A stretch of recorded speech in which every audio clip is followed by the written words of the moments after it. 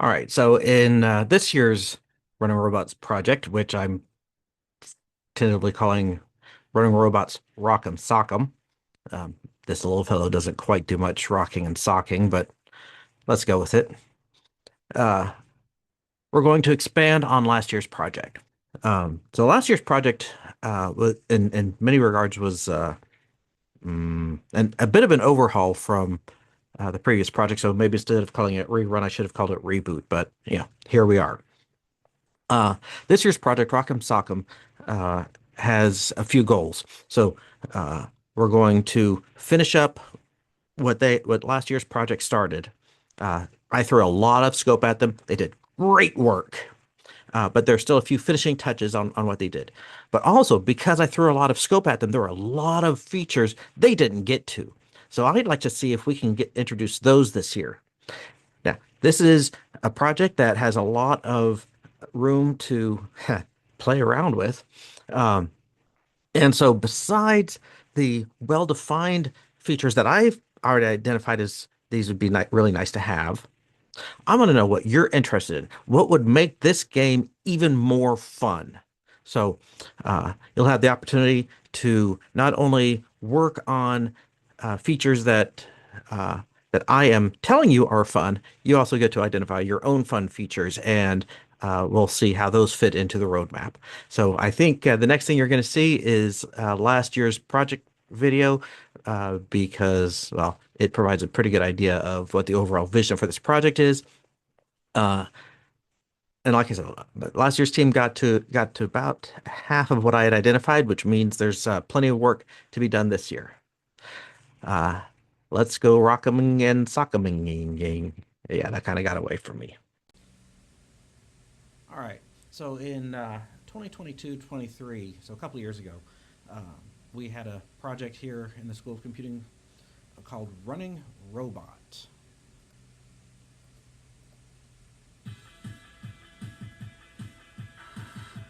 Right now, we're in a project called the Running Robot game, which is basically we had to create or have to create a video game based on or inspired by the movie Running Man, the one the was it the 80s, 70s movie. What our team came up with is creating three RC cars that we made. So you can choose if you want to be a stalker or you want to be a runner. And they will be mounted with IR lasers and IR receivers so they'll be able to shoot each other. The way I think about it, it's BattleBots meets laser tag. It's actual physical little remote controlled vehicles shooting laser beams at each other. You always have to do that in air quotes. So it's kind of cool that we have the hardware, they're driving each other, shooting each other, but then the web application that shows what the scores are, what the health are for those robots. Okay, so you're gonna be working on an improvement to the current running robot game.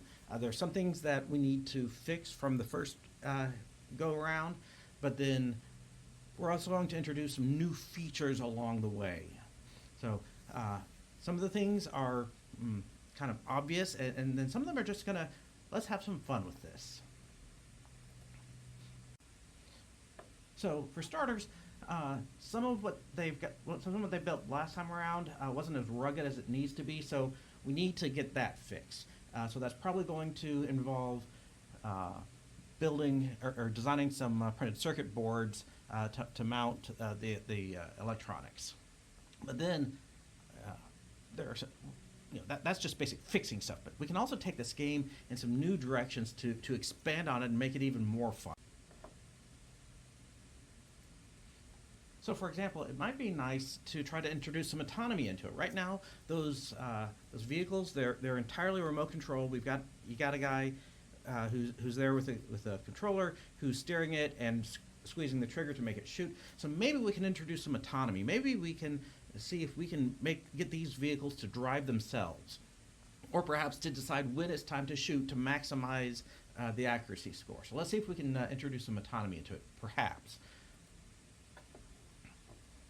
But then something else we might want to do is perhaps still leave it under human control, but give yourself a first-person view. or tank side view. Right now, like I said, you got the person up there with the controller who can see the whole playing field, knows where the various other robots are, so they can evade if they're trying to run away or to shoot if they're trying to shoot. What if you made it a tank side? Put a camera in the vehicle and then project that into either a VR headset or maybe a Google Cardboard setup, and that way your visibility is limited to what the tank can actually see, and you can decide only based on what you see. Especially if it is a VR headset or Google Cardboard, then your visibility is just limited to what's right there. I suppose you could maybe as a first step just put a display on your cell phone, but go ahead and essentially blind the driver to anything except what the camera can see, and then it might be a bit more challenging.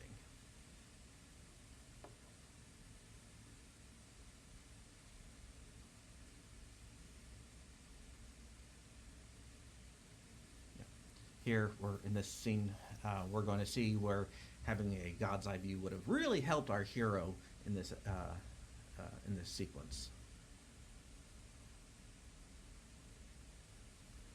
He thinks he's getting away. He's going to turn a corner. He thinks he's getting away. He's going to turn a corner. Yeah, there he's finally gotten away. It's safe. Whew.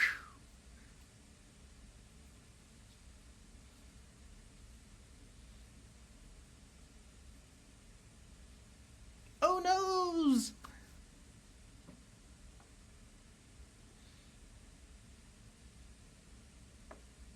Now, of course, you might want to do a run, crawl, walk here with the first person view. Initially, just a forward-looking camera, and that's pretty simple. But perhaps eventually we could get to the point where you've got, say, one of those 360 view cameras, and that way you can. If you've got the VR headset or the Google Cardboard headset, you can start doing looking over your shoulder thing to see if there's someone behind you, because that might be kind of important. And of course, we can make this even more fun things to do. This game is kind of a little bit of an open-ended project where you can come up with the ideas of what will make it a fun game that people will want to play. If no one else, you. But go out and explore and find new and interesting things to do.